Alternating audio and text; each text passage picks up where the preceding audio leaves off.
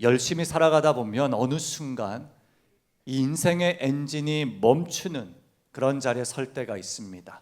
이유 없이 멈춥니다. 몸은 움직이지만 마음이 멈춰 있습니다.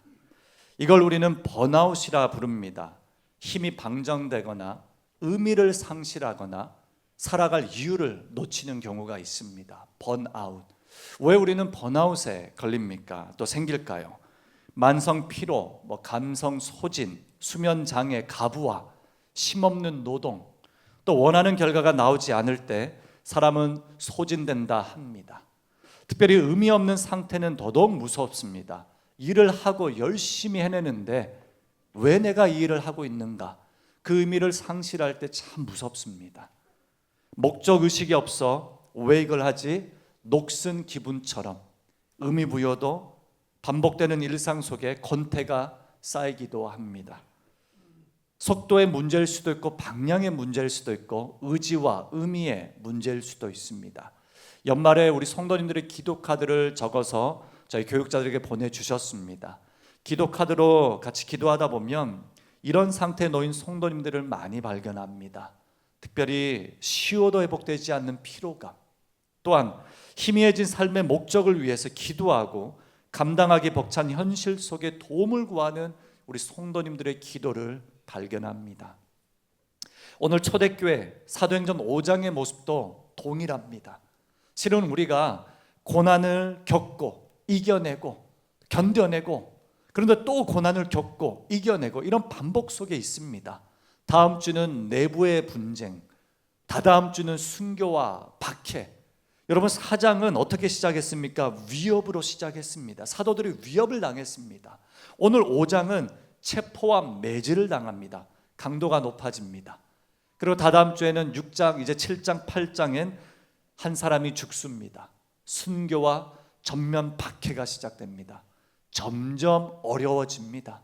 초대교회는 늘 아름답지 않았습니다. 항상 어려웠습니다. 항상 흔들렸습니다. 아나니아 삽비라 기억하시죠? 이 두 사람의 사건 이후에 어떻게 됩니까? 사람들이 흩어지기도 하지만 여러 가지 멈춤의 사건들이 계속 등장합니다. 오늘 5장 본문에 두 가지 큰 사건이 나타납니다. 먼저는 사도들이 두 번째로 붙잡히는 사건이 발생합니다. 처음에는 베드로와 요한이 붙잡혔습니다.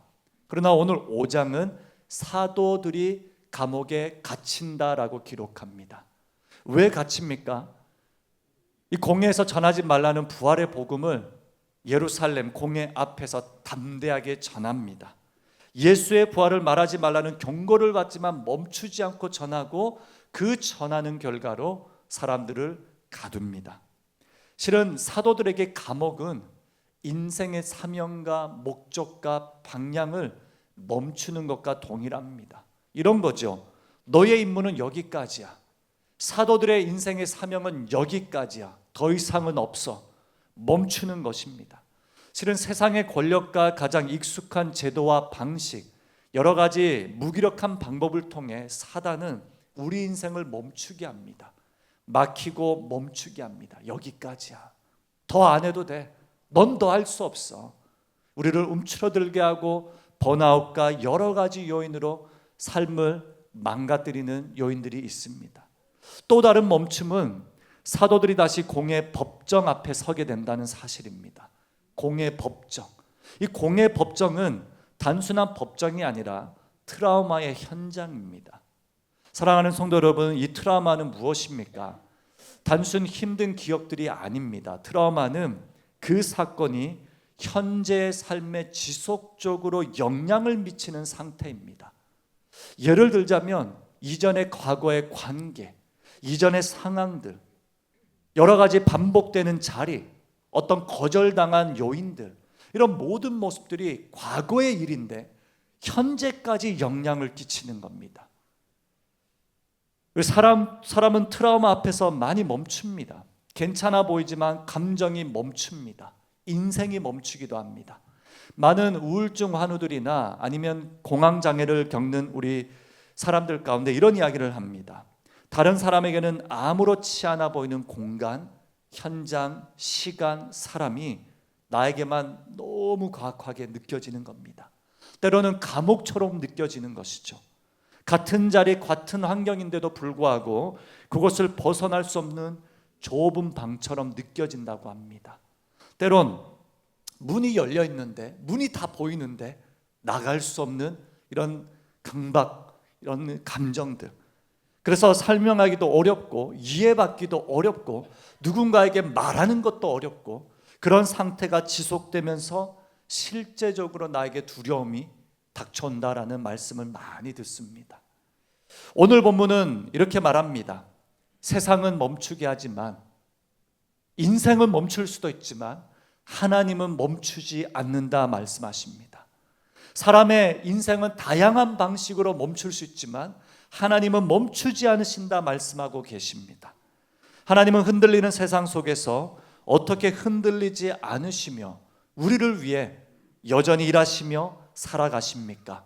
두 가지로 나누길 원합니다. 먼저는 하나님은 모든 닫힌 문을 여십니다. 오늘 5장 19절, 주의 사자가 밤에 옥문을 열고 끌어내어 이르되, 옥문을 열고 끌어내어 이르되라고 하십니다. 하나님은 그 감옥 문 앞에서 여전히 일하고 계셨습니다. 다른 것도 아니라 감옥 문 바로 앞에서 일하시고 그 문을 여셨다고 말씀하십니다. 밤에 옥문이 열리고 주의 사자가 사도들을 이끌어내는데 누가가 이 사건을 기적적으로 표현합니다. 그러나 구체적인 이야기는 담지 않습니다. 단순한 기적이다. 단순한 기적이지만 중요한 것은 하나님은 닫히는 문을 즉각 여실 수 있다라고 말씀하셨습니다. 하나님은 모든 닫힌 문들을 열어주시는데 우리를 가두고 묶고 연약하게 만드는 모든 우리의 상태의 문들을 하나도 빠짐없이 여실 수 있는 분, 그분이 우리의 하나님이십니다. 이사야 58장 6절에 흉악의 결박을 풀어주며 멍의 줄을 끌어주며 압제당하는 자를 자유하게 하며, 여호와께서 갇힌 자들에게 자유를 주신다. 이것이 복음의 시작입니다. 모든 갇힌 자들아, 억눌린 자들아, 눈먼 자들아, 내가 너희를 자유케 하리라. 예수님이 오셔서 진행하셨던 사역은 문을 여시는 사역이셨습니다. 천사가 나타나 사도들에게 이렇게 말씀을 합니다. 가서 성전에 서서 생명의 말씀을 다 말하라. 감옥 문을 여시고 천사들을 통해 말씀하신 건, 자 이제 도망가, 문이 열렸으니 도망가도 되라고 하지 않으셨어요. 다시 일어나 전해라. 다시 일어나 하나님의 말씀을 선포해라. 다시 일어나 주님의 부르심을 따라 계속해서 걸어가라 말씀하십니다. 영어로 표현하자면 keep going입니다. 멈춰선 그곳에서 다시 일어나 걸어가라는 메시지가 사자를 통해 우리에게 말씀해 주신 하나님의 위로와 하나님의 사역의 말씀이십니다. 사랑하는 성도 여러분, 지금 닫힌 문 앞에 서 계신 분들이 계실 겁니다. 지금 그 문은 어디이고 인생의 어느 자리가 막혀 있습니까? 하나님께서 어떤 관계와 어떤 상황 속에 발걸음이 멈춰 있는지 주님은 다 아십니다. 주님께서 그 마음을 짓누르는 번아웃, 설명하기 어려운 우울감, 남에게 말을 할 수 없는 그런 수많은 인생의 고뇌들 주님이 다 아시고, 그곳에서 주님은 그 앞에서 일하시며 문을 여십니다. 문을 여실 뿐만이 아니라 주님은 이렇게 말씀하십니다.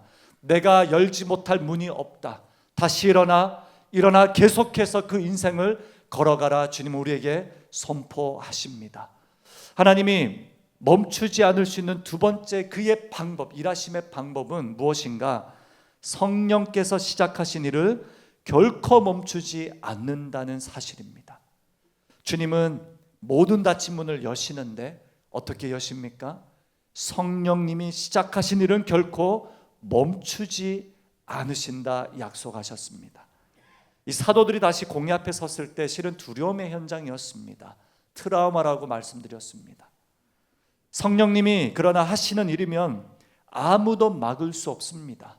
사도들이 강해서가 아니라 성령님이 일하시기 때문이죠. 성령 하나님은 닫힌 문도 여시고 막힌 상황도 다 풀어주십니다. 오늘 본문은 교회가 충분히 멈출 수 있는 상황입니다. 교회 리더, 지도자들이 갇힌 겁니다. 지도자들에게 이제는 협박과 이런 핍박, 핍박을 넘어서서 이제는 박해와 죽음이 임박합니다. 교회는 문을 닫을 수도 있고 멈출 수도 있었습니다.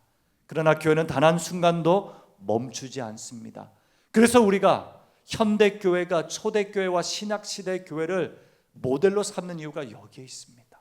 멈추지 않는 겁니다. 표적과 기사가 나타나고 사람들이 모이고 병든 자들도 나옵니다. 심지어 두려워하면서도 공동체를 인정하고 그 공동체를 사랑합니다. 이 대표적인 예시가 베드로입니다. 사도 베드로. 베드로는 인생이 멈춘 적이 있었고 두려워 떨어 3번이나 주님을 부인하기도 했습니다. 그러나 우리가 이 본문을 통해 베드로가 어떤 인생의 변화를 겪고 있는지 우리가 다 묵상하지 않았습니까? 근데 오늘 5장 말미가 절정입니다.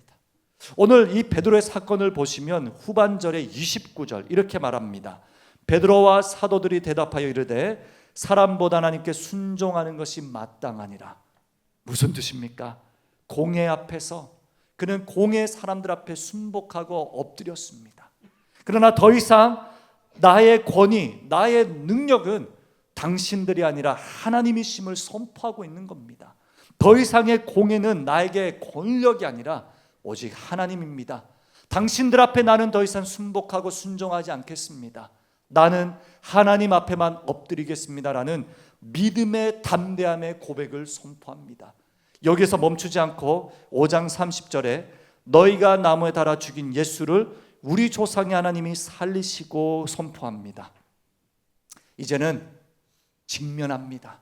공회가 회피하려는 모든 책임을 정면으로 드러냅니다.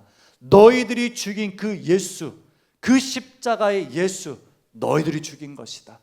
이거는 어떤 정치적 사건이 아니라 하나님을 거부한 죄인인 너희들이 죽인 것이다. 그러나 하나님이 살리셨다. 이 십자가의 복음의 재해석과 부활의 선포의 복음을 다시 한번 강조합니다. 부활 복음 때문에 갇힌 거예요. 부활 복음을 선포했기 때문에 트라우마 같은 공회 앞에 다시 선 것입니다. 그러나 그들 앞에서 담대하게 나는 너희들에게 순종하지 않고 하나님이며 너희들이 죽인 예수를 하나님이 살리셨다. 그래서 나는 32절에 우리는 이 일의 증인이요 하나님이 자기에게 순종하는 사람들에게 주신 성령도 그러하니라 하더라. 아멘.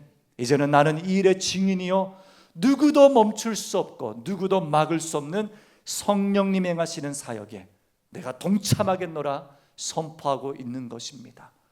빌립보서 1장 6절에 너희 안에서 착한 일을 시작하신 이가 예수 그리스도의 날까지 이루실 줄을 우리는 확신하노라.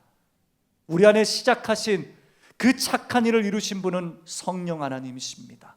성령님의 사역은 우리 안에 하나님의 일을 지속하여 행하시는 겁니다. 성령님의 운행하심, 역사는 우리 안에 멈추지 않는 하나님의 나라를 만드는 것이죠. 베드로에게, 사도들에게 임한 이 하나님의 나라의 역사는 멈추지 않았습니다. 성령님으로 인해 멈추지 않았습니다. 사도들은 흔들리는 세상 속에서 흔들리지 않는 성령님과 함께 이 길을 걸어가고자 담대히 선포합니다. 문제는 이 공회가 분노로 가득 찹니다. 이제 말도 듣지 않는 거예요. 사도들을 보니 더 이상 이 법정 앞에 서도 의미가 없는 겁니다. 감옥에 가둬도 더 이상 의미가 없는 것입니다. 그때 뜻밖의 사람이 등장합니다. 이제는 죽이는 일밖에 남지 않은 거예요. 사도들을 이제 죽여야 되겠다라는 마음밖에 없었을 때 뜻밖의 사람이 나타나는데 가말리엘입니다. 가말리엘은 바리새 교사였고 존경받는 율법 지도자였습니다. 심지어 사도 바울의 스승이었습니다. 이 가말리엘이 나타나 38절 39절에서 이 상황을 지켜본 다음에 본인이 해석을 합니다. 이렇게 선포합니다. 이 일이 사람에게서 났으면 무너질 것이요 하나님께로부터 났으면 너희가 그들을 무너뜨릴 수 없겠고 도리어 하나님을 대적하는 자가 될까 하노라. 아멘. 가말리엘은 예수 믿는 사람이 아니었습니다. 십자가의 부활 복음을 받아들인 사람도 아니었는데 가말리엘이 율법학자로서 통찰력을 가지고 상황을 지켜보니 이 상황은 하나님이 하신 일이라면 멈출 수 없다. 근데 사람들이 한 일이라면 그 일은 멈출 것이고 저들은 죽을 것이다 외칩니다. 가말리엘은 실은 하나님의 일, 핵심 복음을 증거하고 있는 겁니다. 근데 가말리엘은 누구입니까? 공의 사람입니다. 예수 믿지 않은 사람입니다.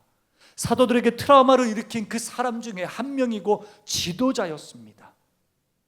여기에서 성령님의 사역과 일을 우리에게 보여주고 있는 겁니다.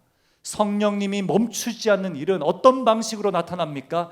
믿지 않는 사람, 트라우마를 일으킨 공의 내부 사람을 통해서도 하나님의 일은 멈추지 않는 것입니다. 가말리엘을 통해 하나님의 역사를 선포합니다.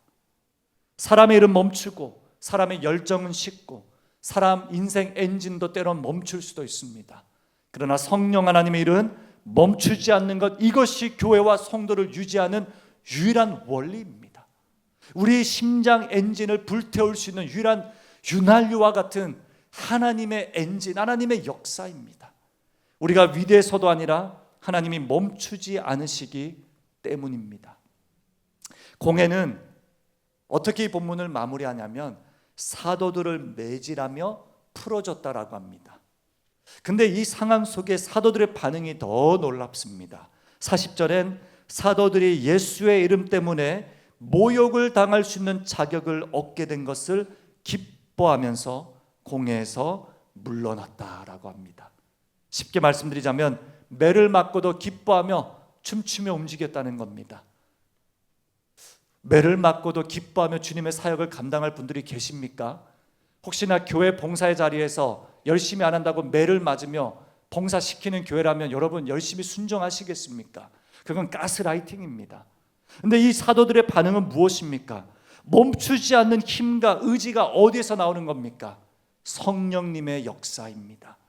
우리는 이 성령님의 역사를 쉽게 우습게 보면 안 됩니다. 성령님은 멈추지 않는 하나님의 나라의 역사이자 힘이자 능력이며 이 힘은 모든 막힌 문들을 여는 하나님의 도움이십니다. 5장 42절에 마지막 이렇게 선포합니다. 우리 다 함께 이 말씀을 같이 읽었으면 좋겠습니다. 그들이 날마다 성전에 있든지 집에 있든지 예수는 그리스도라고 가르치기와 전도하기를 그치지 아니하리라.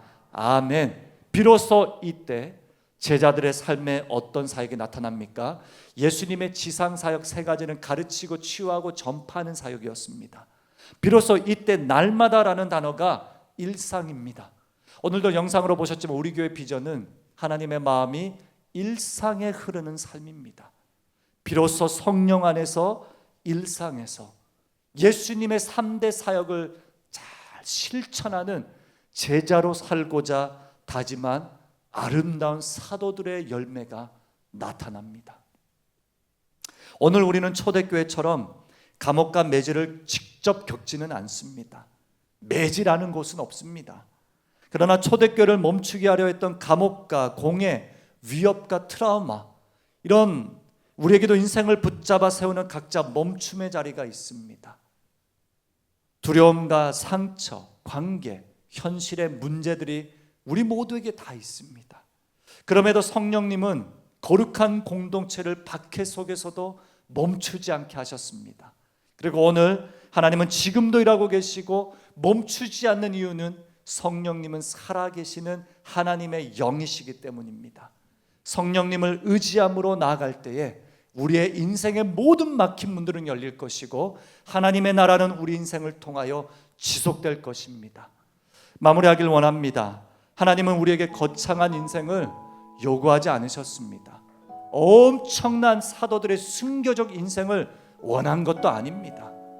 여러분들을 통해 하나님의 나라가 확장되는 위대한 선교적 사명 원하시지만 그렇게 원하신 것도 아닙니다. 주님이 우리에게 원하시는 건 한 가지입니다. 날마다 예수께서 살아가신 그 제자의 인생을 살아주지 않겠니 물으십니다. 날마다 성전에 거하든 집에 거하든 이건 뭡니까? 교회와 일상이 일치되는 제자의 삶을 말합니다. 진짜 제자로 살아주지 않겠니 물으시는 겁니다. 제자로 살아가다 보면 막히기도 하고 넘어지기도 하고 세상과 비교할 때 우리가 움츠러들기도 하고 때로는 이유 모를 우울감에 빠지기도 하고 일상의 의미를 찾지 못하는 경우도 있고, 제가 지난번에는 우울증에 걸린 한 목회자를 만났습니다. 많습니다. 이유 없이 열심히 달리다가 인생이 멈춘 겁니다. 선배였는데 이유를 모르겠다. 근데 그 이유를 어디에서 찾을 수 있겠습니까? 병원을 다녀도 약을 먹어도 잠을 잘 수도 없는 일상 속에 주님을 찾을 뿐이지요. 그 해답과 해방과 그 자유는 어디에서 옵니까? 성령 하나님께서 예수의 날까지 내가 너희를 놓지 않고 너희와 함께하노라, 이 동행하시는 성령님의 역사로 다시 일어나 회복된 그 이야기를 들으며 우리에게 필요한 회복은 다른 것이 아니라 어떤 일이 있어도 하나님 안에서 멈추는 자만이 멈추지 않으시는 하나님을 경험할 수 있다라고 합니다. 예배는 안식입니다. 오늘 주일은 안식일입니다. 하나님 안에서 멈추는 겁니다. 우리가 주님 안에 멈출 때 비로소 멈추지 않으시는 하나님을 바라볼 수 있습니다. 우리 하나님을 바라보실 때 성령님이 우리 안에서 얼마나 일을 하시고 역사하시는지 문을 여시고 문을 여시며 해방시켜 주시는 하나님의 그 운행하시는 사역들을 경험하시길 바랍니다. 멈추게 하는 환경보다 멈추지 않으시는 하나님을 바라보며 승리하시길 바랍니다. 특별히 우리 사랑하는 성도님들 가운데 막힌 담 앞에서, 막힌 문 앞에서 주님의 도우심을 구할 때 성령님께 부르짖으십시오. 성령님 도와달라고, 문을 열어달라고. 이 한 문장이 인생의 역사를 바꾸는 힘입니다. 사도들은 이제 순교를 각오하고 매를 맞으면서도 기뻐하며 하루하루를 살아냅니다.